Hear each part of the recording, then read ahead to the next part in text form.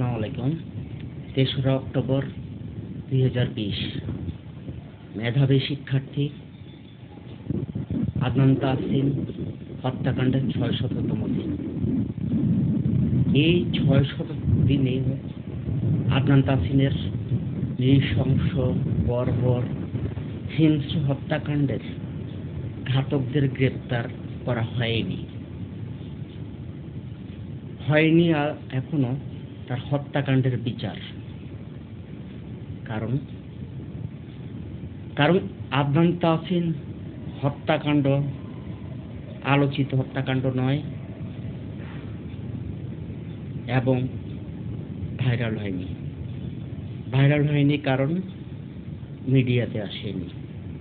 মিডিয়াতে আসেনি কারণ সেন্ট জোসেফের তার সহপাঠী শিক্ষক, প্রিন্সিপাল বা বিএসআই শিক্ষা প্রতিষ্ঠানের শিক্ষার্থীরা প্রতিবাদ করেনি, তার নির্মম হত্যাকাণ্ডের বিচার দাবি করেনি, তাই কোনো মিডিয়ায় আসেনি, আলোচিত হয়নি, তাই নো জাস্টিস। আদনান তাহসিনের হত্যাকাণ্ডের বিচার যদি না হয়, এই পরাজয় দেশের সমগ্র শিক্ষার্থীদের, এই পরাজয় সমগ্র শিক্ষা প্রতিষ্ঠানের, এই পরাজয় সমগ্র দেশের সাধারণ জনগণের। আজ আদনান তাহসিন হত্যাকাণ্ডের বিচার হচ্ছে না, কাল আপনি বা আপনার সন্তান হত্যাকাণ্ডের শিকার হবে, কোনো বিচার হবে না। আজ প্রতিদিন সড়কে হত্যাকাণ্ডের শিকার হচ্ছে ৬৪ জন। যেই দুই একটি মিডিয়ায় হত্যাকাণ্ডের খবর আসে, সেখানে দেখবেন শেষ লাইনে লেখা থাকে হত্যাকাণ্ডের ঘাতক ও হেল্পারকে গ্রেপ্তার করা হয়নি। কবে আদৌ হেল্পার এবং ঘাতককে কি গ্রেপ্তার করা হবে? সড়ককে নৈরাজ্য সৃষ্টি করছে লক্ষ লক্ষ লাইসেন্সবিহীন চালক, লক্ষ লক্ষ ২ নাম্বার লাইসেন্স নেওয়া চালক, লক্ষ লক্ষ চালক আছে যারা লাইট লাইসেন্স নিয়ে হেভি চালাচ্ছেন। আদনান তাহসিন সেন্ট জোসেফ থেকে ফিরে এসে জোয়ারসারা বাস স্ট্যান্ড, বর্তমানে আদনান চত্বরে নেমে জেব্রা ক্রসিং দিয়ে রাস্তা পার হচ্ছিল।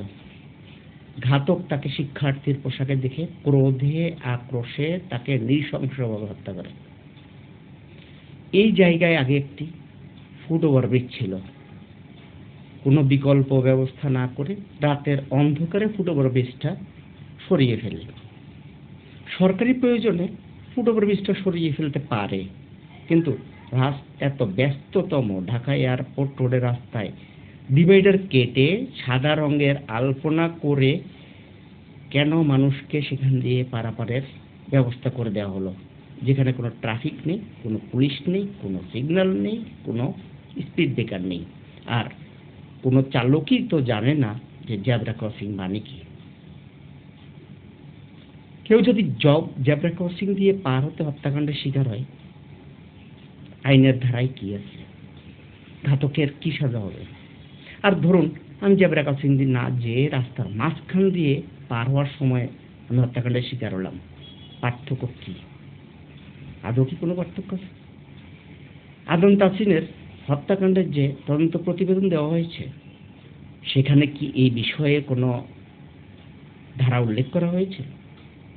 তাহলে কেন নতুন আইনে ২০১৮ যে আইন করা হয়েছে, যা আদৌ বাস্তবায়ন হয়নি, আদৌ হবে কি না, কেমন পর্যন্ত আদৌ আইন বাস্তবায়ন হবে কি না জানি না, কিন্তু সেখানে বলা আছে কোনো জাত পথচারী যদি জেব্রা ক্রসিং বিহীন রাস্তা পারাপার হয় তবে তাকে জরিমানা করা হবে।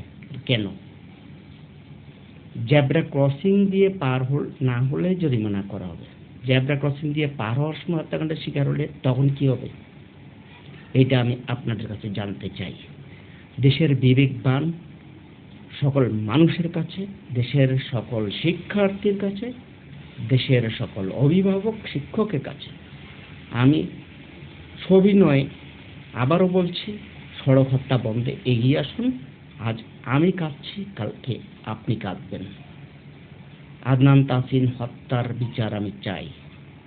সড়ককে এ পর্যন্ত যতজনকে হত্যাকাণ্ডের শিকার করলো তাদের বিচার চাই, এবং আইন পরিবর্তন করে হত্যার পরিবর্তে হত্যার আইন করতে হবে। সড়কে হত্যা হলেই সেটাকে অবশ্যই মৃত্যুদণ্ড দিতে হবে। ধন্যবাদ।